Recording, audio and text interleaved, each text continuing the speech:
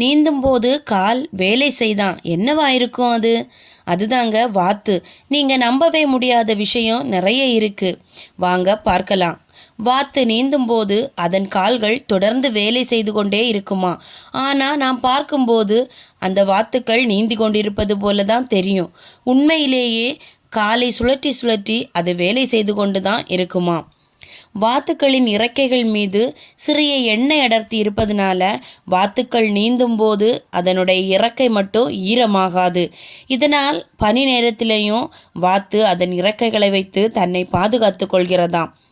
வாத்து எப்போதுமே ஒரே காலில் நின்று தான் தூங்குமா.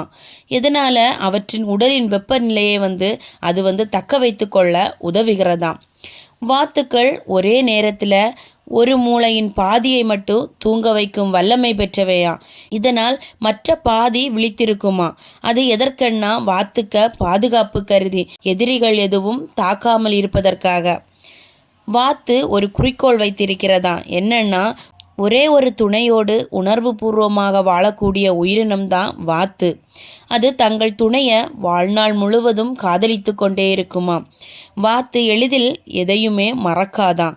உலகம் முழுக்க 100க்கும் மேற்பட்ட வாத்து இனங்கள் இருக்கிறதாம். வாத்துக்கு சத்தமே அது பேசுவதை போன்று தான் இருக்குமா. இந்த வாத்தை பற்றி யாருக்கெல்லாம் தெரியும்? தெரிஞ்சவங்க கமெண்ட் பண்ணுங்கள். தெரியாதவங்க ஃப்ரெண்ட்ஸுக்கு ஷேர் பண்ணுங்கள். தேங்க்யூ.